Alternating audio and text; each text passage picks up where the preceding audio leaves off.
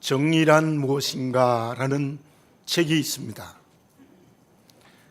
그의 강연과 그 강연에 대한 토의를 책으로 만든 것입니다. 공리주의에서 자유지상주의에서 칸트의 도덕론에서 또 아리스토텔레스가 말한 모든 정의는 차별을 내포하고 있다라는 명제를 토의하여 정의를 설명하고 있습니다. 그런데 그 책의 서문에 이런 말이 있습니다. 정의란 어떤 시각으로 보느냐에 따라서 달라진다라는 말을 합니다. 무슨 말인가 하면은 한 사건이나 한 사람을 보고 이러한 시각으로 보면 정의가 되기도 하고 또 다른 시각으로 보면 불의가 되기도 한다는 말입니다. 서울대학교 철학과 교수였던 김태길 교수는 그의 논문에서 이런 말을 했습니다. 왜 이 사회가 정의가 이루어지지 않느냐? 그것은 내게 유리한 것을 정의라고 말하기 때문이다. 그 두 사람의 말이 맞습니다. 오늘날 이 사회에는 모두가 다 보는 시각에 따라 내게 유리한 것을 정의라고 말합니다. 다른 시각이 되면 정의가 불의가 되고 내게 유리하지 않으면 그건 다 불의로 간주해버리고 마는 것이 이 시대가 말하는, 사회가 말하는 상대적 정의를 말합니다. 제가 좀 심한 말을 해보겠습니다. 내가 하면 로맨스이고 다른 사람이 하면 불륜이라는 말과도 통합니다. 내 아들이 어떤 힘에 의하여 취직하면 괜찮습니다. 그런데 다른 사람의 아들이 어떤 힘에 의하여 취직하면 불의하다고 소리를 지르는 것이 이 세상입니다. 여기에서 믿음을 가지고 살아가는 저와 여러분들에게는 정의롭게, 의롭게 사는 것이 무엇입니까? 저와 여러분들도 제가 지금까지 말한 사람들과 전혀 다르지 않는 내게 유리한 것, 나의 시각으로 정의와 불의를 결정하고 있지 않습니까? 더군다나 주님이 오시는 성탄을 준비하는 대림절 셋째 주일 예배를 드리고 있습니다. 하나님께서는 분명히 하나님의 의를 이루기를 원하십니다. 성탄의 사건은 하나님의 의를 이루는 사건입니다. 그렇다고 하면 믿음을 가지고 살아가는 저와 여러분들은 그리스도인으로서의 정의의 인격과 삶을 가지고 살아야 합니다. 하나님께서 말씀하시는 정의는 무엇입니까? 제가 수없이 여러분에게 말씀드렸습니다마는 하나님이 옳다고 하시는 것이 정의입니다. 하나님이 잘못됐다고 말씀하시면 그건 불의입니다. 그렇다면 우리의 시각은 어떤 시각을 가져야 됩니까? 말씀이 우리의 시각이어야 합니다. 말씀의 시각을 가지고 살아가면 정의롭게 살아갑니다. 말씀이 아닌 다른 눈으로 보면 정의롭게 살아갈 수가 없습니다. 내가 옳은 것이 하나님의 말씀과 어긋났다면 불의입니다. 도덕과 철학이 옳다는 것이 말씀과 다르면 의롭지 않습니다. 사회가 옳다고 해도 말씀과 배치되면 불의입니다. 심지어 국가가 정의라고 내세우는 것이 말씀과 다르면 그것은 분명히 불의입니다. 도덕적인 사람이 되지 말라는 것이 아닙니다. 나라의 법을 지키지 말라는 것도 아닙니다. 분명한 것은 하나님의 말씀, 하나님이 옳다고 하는 것만이 언제나 정의입니다. 그러므로 우리는 하나님이 옳다 하시는 말씀대로 살아야 합니다. 말씀대로 생각해야 됩니다.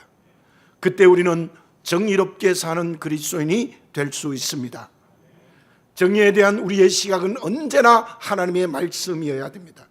예수님이 재판당하시는 상황을 봅시다. 대제사장과 서기관들, 그 당시의 율법을 가장 잘 지킨다고 하는 종교 지도자들은 주님이 백성을 선동한다는 죄목으로 빌라도에게 넘깁니다. 주님은 율법을 어기고 로마법을 어기는 불의한 죄인이라는 것입니다. 실로 그들은 하나님의 말씀을 가장 잘 지킨다고 했지만 말씀은 간 곳이 없고 자기에게 유리한 시각으로 주님을 불의하다고 정죄했습니다. 백성들의 민심은 어떠합니까? 처음에는 주님을 메시아로 영접했습니다. 그러나 재판정에서는 주님을 죽이라고 소리를 지릅니다. 그들은 결국 종교 지도자들의 사주를 받았기 때문입니다. 그들은 이용당해서 그때의 민심이 주님을 불의하다고 말한 잘못된 시각이었습니다. 재판장이었던 빌라도는 어떠합니까? 역시 아무리 생각해도 처음에는 예수님에게 죄가 없었습니다. 그러나 자기의 지위 때문에 주님께 십자가형을 내리고 말았습니다. 역시 빌라도도 자기에게 유리한 시각으로 주님을 정죄했습니다. 권력 때문에 주님을 불의하다고 말한 사람입니다. 주님이 재판받을 때, 십자가형이 집행될 때 대부분의 사람들은 전부 자기 시각으로 주님을 정죄했습니다. 그 당시에 말씀을 지킨다는 사람들, 그 당시에 권력, 그 당시에 민심까지도 모두가 다 주님을 자기 시각으로 보면서 정죄했습니다. 실로 말씀을 따라가지 못한 잘못된 불의를 저지르고 있었던 것입니다. 지금의 나는 어떻습니까? 어떤 시각으로 의를 말하고 있습니까? 어떤 시각으로 내 인격과 삶이 의라고 생각하고 있습니까? 그리스도인의 의는 오직 하나님의 말씀입니다. 그 위에 어떤 다른 것도 결코 끼어들 수가 없습니다. 10,000,000명이 의라고 하더라도 그게 말씀에 어긋나면 불이라고 얘기할 줄 아는 한 사람이 되는 것이 그리스도인입니다. 말씀대로 생각하고 말씀대로 살아야 합니다. 그때 우리는 하나님이 기뻐하시는 의롭게 사는 그리스도인이 될 수 있을 줄로 믿습니다. 그러면 하나님의 말씀의 시각으로 살아가는, 정의롭게 살아가는 그리스도인의 삶은 구체적으로 무엇입니까? 1964년 뉴욕 헬스 키친이라는 곳에 빈민가의 한 아이가 태어났습니다.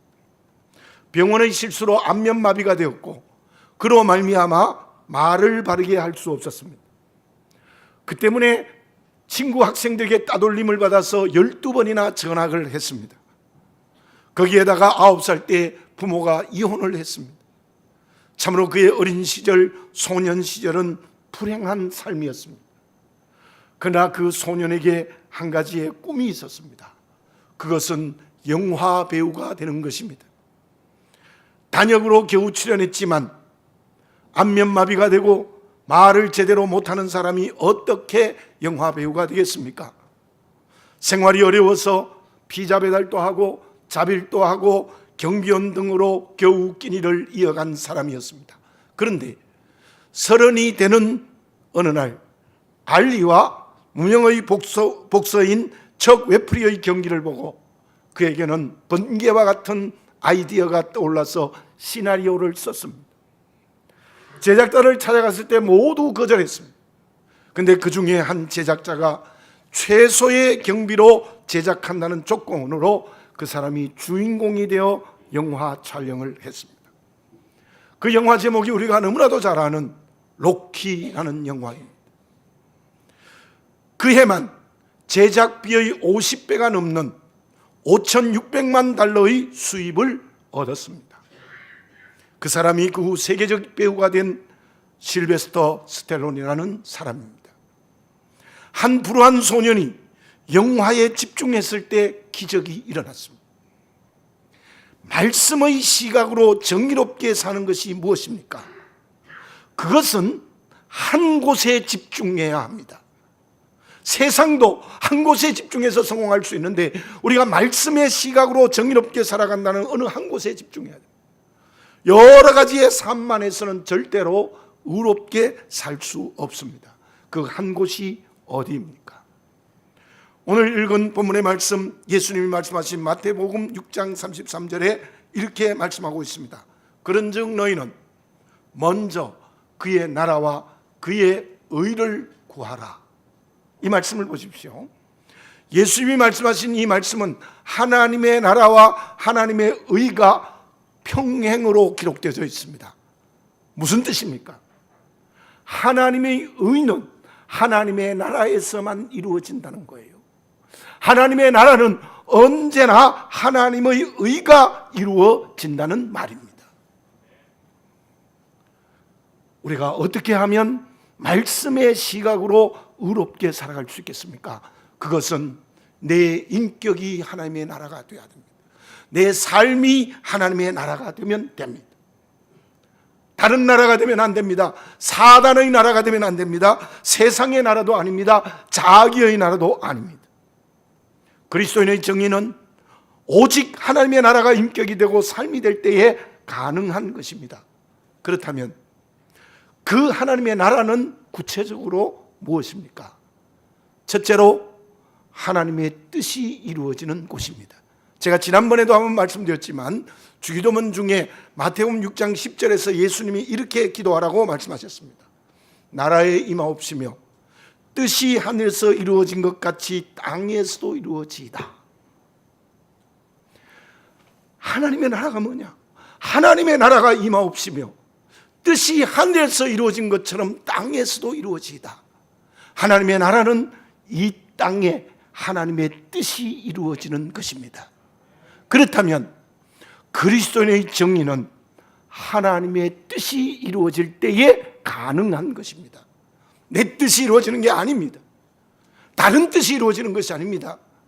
내 인격과 삶에 하나님의 뜻이 이루어지면 그 사람은 정의롭게 사는 사람입니다. 내 뜻과 하나님의 뜻이 부딪히면 하나님의 뜻을 선택하는 결단을 해야 됩니다. 하나님의 뜻을 응답해야 됩니다. 그때 그리스도인의 정의의 길이 열립니다. 둘째, 하나님의 사랑이 나의 사랑이 되어야 됩니다. 요한일서 4장에 이러한 내용의 말씀이 있습니다. 하나님은 사랑이시다. 그러므로 내게 맡겨진 이웃을 사랑하지 않는 사람은 하나님을 알지 못하는 사람이라고 말씀하고 있습니다. 이웃을 사랑해야 그 사람이 하나님의 나라에 사는 사람이라는 거예요. 그러므로 그리스도의 정의는 이웃을 사랑하는 하나님의 나라에서 이루어지는 것입니다. 여기에서 우리에게 중요한 것이 있습니다.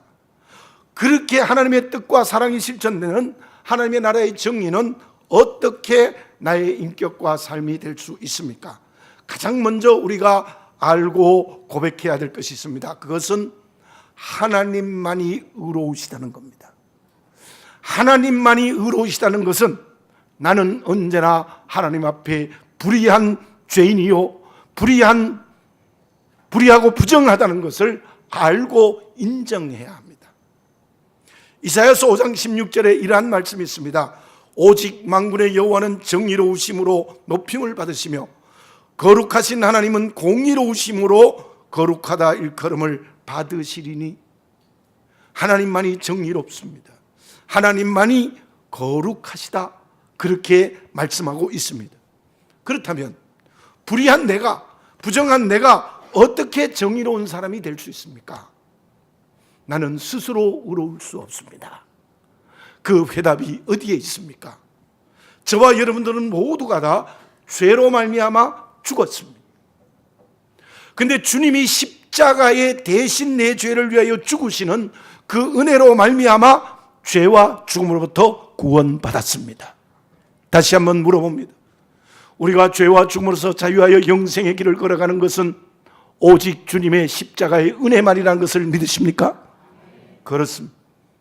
그렇게 하나님의 자녀된 우리가 하나님의 나라의 정의의 삶을 살아가는 것도 하나님의 은혜로만 되는 겁니다. 내 선행, 내 공로로 되는 것이 아닙니다.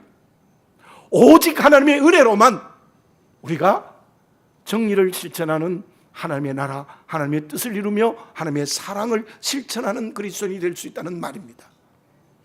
이사야서 42장 6절 7절을 제가 봉독해 드리겠습니다. 나 여호와가 의로 너를 불렀은즉 내가 내 손을 잡아 너를 보호하며 너를 세워 백성의 언약과 이방의 빛이 되게 하리니 내가 눈먼 자들의 눈을 밝히며 갇힌 자를 감옥에서 이끌어내며 흑암에 앉은 자를 감방에서 나오게 하리라. 보십시오. 하나님이 나를 어떻게 불렀었다고요? 의로 너를 불렀다.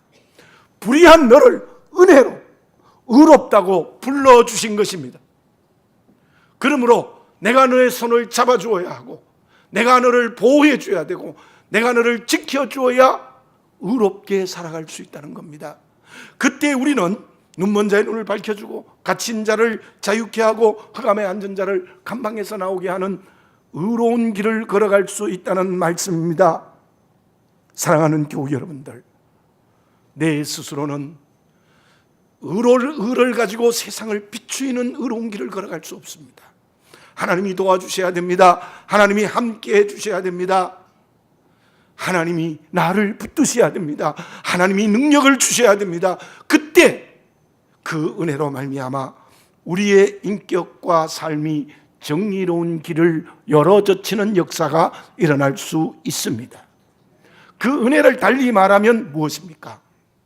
그 은혜가 그리스도인 된 천국 가는 순례자가 되시는 그리스도의 영, 하나님의 영인 성령이 내게 충만해야 합니다. 성령이 내게 충만해야 정의의 길을 걸어갈 수 있습니다. 내 지식과 도덕적 능력으로 안 됩니다. 나의 지식으로 하나님의 뜻대로 살 수 없습니다. 내 선행으로 하나님의 사랑을 실천할 수 없습니다. 나의 그 무엇으로도 하나님의 나라의 길을 걸어갈 수 없습니다. 성령이 도와주셔야 됩니다. 성령이 나를 감동케 하여 나를 충만해야 한다는 거예요. 그게 하나님의 은혜가 성령을 통해서 나를 감동할 때에 내가 의로운 길을 걸어갈 수 있는 거예요.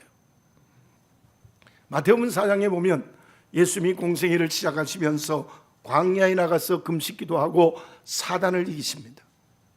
그 말씀이 기록된 마태복음 4장 1절에 이렇게 말씀이 기록되어 있습니다. 그때에 예수께서 성령에게 이끌리어 마귀에게 시험받으러 광야로 가사. 예수님이 그때 광야에 가신 것은 성령에게 이끌리어 가신 것입니다. 그 성령의 충만하심이 마귀를 이기시고 결국 십자가를 져서 전 인류를 구원하신 것입니다. 그것이 하나님의 뜻과 사랑을 이루시는 하나님의 나라였습니다. 지난주 화요일에 여호수아서 9장을 공부했습니다. 여호수아서 9장은 여호수아가 기브온 사람들에게 속아서 약속을 한 겁니다. 결정적인 실수를 합니다. 그렇게 경건하던 여호수아가요. 그때 여호수아는 하나님께 원주민들과 언약을 맺지 말라는 말씀을 거역했습니다. 말씀을 거역했다는 것은 그때 여호수아가 성령의 뜻을 거역했기 때문입니다. 그래서 하나님의 의를 이루지 못하고 불의한 결정적 실수를 한 것입니다. 우리의 정의는 오직 하나님의 나라입니다. 그 나라는 하나님의 뜻과 하나님의 사랑이 실천되어지는 곳입니다. 그것은 무엇으로 가능합니까? 내 스스로는 불가능하고 그리스도의 영, 하나님의 영인 성령이 나를 감동시킬 때 가능한 것입니다. 그때 저와 여러분들이 하나님께서 주시는 선물로 주시는 정의를 우리의 인격과 삶에 이루어가는 역사가 일어날 줄로 믿습니다. 그러면 하나님의 뜻과 하나님의 사랑이 이루어지는 하나님의 나라는 어떻게 나타납니까? 그리스도인의 정의는 무엇을 통하여 우리에게 이루어집니까? 18세기의 파가니니는 세계적인 바이올린 연주자였습니다. 프랑스 혁명의 연관이 되어져서 감옥에 가게 되어졌죠. 감옥에서도 멈출 수 없었던 것이 바이올린 연주였습니다. 연주를 하다가 줄이 다 끊어지고 한 줄만 남았어요. 교도관에게 줄을 부탁했지만 거절했습니다. 그런데 어느 날 감방에서 아름다운 연주 소리가 들렸습니다. 이상해서 교도관이 가보니 파가니니가 한 줄로 바이올린 연주를 하고 있는데 그 연주는 그 누구도 연주할 수 없는 아름다운 연주였다고 합니다. 왜 한 줄의 연주가 그렇게 아름다울 수 있었습니까? 그것은 파가니니가 한 줄의 바이올린으로 연주하는 것에 전인격 마음이 열려 있었기 때문입니다. 음악을 연주하는 것에 그 전 마음이 열려 있었기 때문입니다. 우리가 어떻게 하면 하나님의 뜻과 사랑을 이루는 정의의 길을 걸어갈 수 있겠습니까? 그것은 열려 있어야 됩니다. 닫혀 있으면 안 됩니다. 오늘 읽은 본문의 말씀 누가복음 17장 20절 21절을 제가 다시 한번 읽습니다. 바리새인들이 하나님의 나라가 어느 때에 임하니까 묻거늘 예수께서 대답하여 이르시되 하나님의 나라는 볼 수 있게 임하는 것이 아니요 또 여기 있다 저기 있다고도 못하리니 하나님의 나라는 너희 안에 있느니라. 그럼 저를 따라서 해볼까요? 하나님의 나라는 너희 안에 있느니라. 아멘입니다. 바리새인들이 물었습니다. 하나님의 나라가 어느 때에 임합니까? 하나님의 나라는 복에 임하는 것이 아니다. 여기 있다 저기 있다고도 말하지 마라. 하나님의 나라는 너희 마음 안에 있느니라. 이렇게 말씀하셨어요. 그 말씀의 뜻이 무엇입니까? 우리의 마음이 하나님께 열려 있어야 된다는 거예요. 우리의 마음이 하나님의 나라가 됐다는 것은 우리의 마음이 하나님을 향하여 활짝 열려 있어야 된다는 거예요. 하나님께 닫혀 있으면 안 된다는 거예요. 아담과 하와의 죄가 무엇입니까? 아담과 하와가 처음 에덴 동산에 있을 때는 하나님께 열려 있었습니다. 근데 따먹지 말라고 하는 선악과를 따먹는 죄 때문에 하나님과의 관계가 닫혀버렸습니다. 그 닫힘은 죽음의 길이었습니다. 주님의 십자가의 은혜가 무엇입니까? 죄로 하나님과 닫혀진 것을 열어주신 것입니다. 구약의 5대 제사가 주님의 십자가라면 바로 주님의 십자가는 하나님과 인간의 닫힌 것을 완전히 열어주었습니다. 기억하십시오. 마음이 하나님께 닫히면 사단의 나라가 됩니다. 마음이 하나님께 열리면 그 사람은 하나님의 나라가 되는 마음이 되는 거예요. 그 사람이 정의의 길을 걸어갈 수 있습니다. 솔로몬과 술라미 여자의 사랑을 다시 한번 생각해 봅시다. 솔로몬은 왕으로서 그 평민보다 훨씬 낮은 여자를 조건 없이 사랑했습니다. 도저히 그 당시에 생각할 수 없는 은혜로 이루어진 사랑이었습니다. 그 사랑을 받은 술라미 여자는 어떻게 했습니까? 언제나 마음이 솔로몬을 향하여 열려 있었습니다. 우리도 그와 같습니다. 우리는 도저히 하나님의 자녀 될 자격이 없습니다. 죄로 죽었던 사람입니다. 그러나 하나님의 은혜로 자녀 되어졌습니다. 자녀된 우리를 지금도 은혜로 지극히 사랑하고 계십니다. 믿으십니까? 그렇다면 오늘 우리가 어떻게 해야 됩니까? 하나님께 우리의 마음이 온전히 열려야 됩니다. 닫혀 있으면 안 됩니다. 하나님의 나라가 내 마음이 하나님께 열려질 때 하나님의 뜻이 이루어집니다. 하나님의 사랑을 실천할 수 있습니다. 그게 정의의 길입니다. 그로 인하여 우리는 이웃과 세상 그리고 역사를 향하여서 열려져서 하나님의 쓰임받는 그릇이 될 수 있습니다. 삭개오를 보십시오. 그는 그때 모든 사람들에게 불의한 사람으로 손가락질을 받았어요. 그 자신도 불의한 돈을 벌고 있다는 죄인이라는 생각을 하고 있었어요. 그래서 괴로웠습니다. 그의 인격도 삶도 불의했습니다. 그 이유가 무엇입니까? 하나님과 닫혀 있었습니다. 돈이 많았지만, 그리고 동독자들과의 관계도 완전히 닫혀 있었습니다. 그 삭개오의 바른 인격과 삶, 삭개오의 은은 어떻게 이루어졌습니까? 주님을 만나서 회개했습니다. 철저히 회개하고 주님과의 관계를 열었기 때문입니다. 주님과의 마음이 열렸을 때 이웃과의 관계도 열렸습니다. 재산의 절반을 가난한 사람에게 나누어 주고 속여 빼앗은 것이 있으면 4배나 갚겠습니다. 이 삭개오의 정의의 인격과 삶의 변화는 회개하여 주님과의 관계의 마음을 활짝 열었기 때문입니다. 어디에 누구에게 마음이 열려 있습니까? 사단에게 열려 있지 않습니까? 이기적인 자기에게 열려져 있지 않습니까? 세속화의 길에 열려 있지 않습니까? 그곳에는 하나님의 뜻과 사랑이 이루어지지 않습니다. 그러므로 마음이 하나님의 나라가 될 수 없고, 그러므로 정의와 인격과 삶 속에 정의를 이루는 삶을 살 수 없고 언제나 불의할 수밖에 없습니다.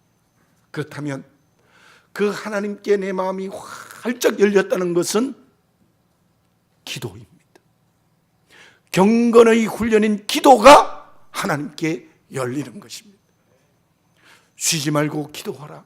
이것이 예수 그리스도 안에서 너희를 향하신 하나님의 뜻이니라. 정말 하나님께 온전히 열려서 기도할 때 하나님의 뜻을 이루는 의로운 길을 걸어갑니다. 사람을 사랑하는 의로운 길을 걸어갈 수 있다는 말입니다. 사랑하는 교회 여러분들, 우리는 하나님의 자녀로서 의롭게 살아야 됩니다. 거짓으로 살면 안 됩니다. 그런데요, 제가 목회하면서 참으로 신기한 장면을 보는 게 무엇인가 하면, 기도 많이 한다고 하는 사람, 정말 성령이 충만하고 별별 은사를 다 맡았던 사람이 너무나도 거짓말을 잘해요. 이상해요. 그건 비정상적인 겁니다. 하나님의 정의는 간 곳이 없어요. 전부 인위적으로 자기 판단을 하고 심지어 자기의 방법으로 사람을 정죄해요. 고린도 교회 성도들처럼. 그건 진짜 기도한 게 아니에요. 정말 성령 충만한 게 아니에요. 하나님의 자녀로 의롭게 사는 열쇠는 하나님께 열린 마음입니다. 하나님과 대화하는 기도가 있어야 되고, 정말 성령이 나를 감동케 하는 변화를 체험해야 돼요. 여러분, 내 마음이 하나님의 나라가 되어져 있습니까? 그래서 기도를 통하여 하나님께 환하게 열려 있습니까? 그래서 하나님의 뜻을 이루고, 그리고 하나님의 사랑을 실천하는 하나님의 나라의 인격과 삶의 걸음을 걸을 수 있습니까? 결국은 내 마음이 하나님의 나라가 될 때 의로운 길을 걸어갈 수 있다는 것이 오늘 두 군데서 주시는 예수님의 말씀의 뜻입니다. 우리 모두 그 길을 걸어가는 살아있는 그리스도인이 되어져야 될 줄로 믿습니다. 그러면 우리가 정의롭게 살면 하나님은 어떤 축복을 주십니까? 마태복음 6장 33절을 제가 다시 한번 읽어보겠습니다. 그런즉 너희는 먼저 그의 나라와 그의 의를 구하라. 그리하면 이 모든 것을 너희에게 더하시리라. 이 말씀도 한번 따라해 봅시다. 그리하면 이 모든 것을 너희에게 더하시리라. 아멘. 자, 보십시오. 하나님, 전능의 하나님, 여러분들, 이 세상의 가장 큰 부자보다 더 부자이신 하나님, 그 하나님이 모든 것을 주신대요. 받고 싶으십니까? 예. 누구에게 모든 것을 주시느냐? 바로 하나님의 나라가 되어 정의를 이루는 사람에게 모든 걸 주신다고 했어요. 고대 교부였던 오리게는 이 모든 것을 주신다는 말씀을 이렇게 해석을 했습니다. 그리스도인이 정의롭게 살아가면 세상을 이기게 해주시겠다는 하나님의 축복이라고 말했습니다. 그렇습니다. 내 힘으로는 이기지 못하지만 우리가 하나님의 나라가 되어 의를 이루면 이 세상도 이기고 자기도 이기고 사단도 이기는 승리의 길을 약속해 주시는 하나님의 축복입니다. 어떤 성경학자는 이 모든 것을 주신다는 말씀을 내 마음에 기쁨과 만족을 주신다고 해석합니다. 그렇습니다. 정말 우리가 하나님의 나라의 의를 이루어가면 하나님이 내 마음에 참 기쁨과 평화와 만족을 주십니다. 그런데 6장 전체의 맥락을 보면 6장의 내용이 무엇입니까? 염려하지 마라, 근심하지 말라, 들에 피는 백합화를 보라, 공중 나는 새를 보라, 농사짓지도 않고 수고도 안 하는데 다 먹이지 않겠느냐? 하물며 너희들에게 내가 먹이지 않겠느냐? 그 말씀을 6장 계속했어요. 그러면서 마지막 부분의 33절에 와서 하신 말씀이 그런즉 너희는 먼저 그의 나라와 그의 의를 구하라. 그리하면 이 모든 것을 너희에게 다 하시리라. 이렇게. 그러니까 우리가 6장을 읽어보면 뭐 아무 걱정할 거 없겠네. 아니에요. 불의하게 살면 그거 안 주세요. 안 준다는 말이에요. 그런즉 너희는 먼저 그의 나라와 그의 의를 구하라. 그리하면 이 모든 것을 너희에게 다 하시리라. 여러분, 정말 우리가 하나님의 나라의 의를 가지고 살아가면 하나님은 먹을 것, 입을 것, 살 집, 건강 다 축복으로 주신다는 약속입니다. 믿으시기 바랍니다. 하나님이 책임져 주신다는 약속의 말씀입니다. 나는 지금 하나님의 나라의 정의의 길을 걸어가고 있습니까? 아니면 다른 나라인 불의의 길을 걸어가고 있습니까? 주의 오심을 기다리는 대림절 이 세 번째 주일에 그 말씀에 대한 바른 선택의 결단, 바른 응답을 하는 저와 여러분들이 되어져야 될 줄로 믿습니다. 기도드리겠습니다. 사랑하는 아버지 하나님, 다시 한번 나를 정직하게 보게 해 주시옵소서. 내 마음이 하나님의 나라가 아닙니다. 온갖 세속의 것, 이기적인 것들로 욕심으로 채워진 마음이 아닙니까? 주여 성령으로 버리게 해 주시옵소서. 내 마음이 기도를 통하여, 성령을 통하여 그 모든 것을 버리고 하나님께 열린 그릇 되게 해 주시옵소서.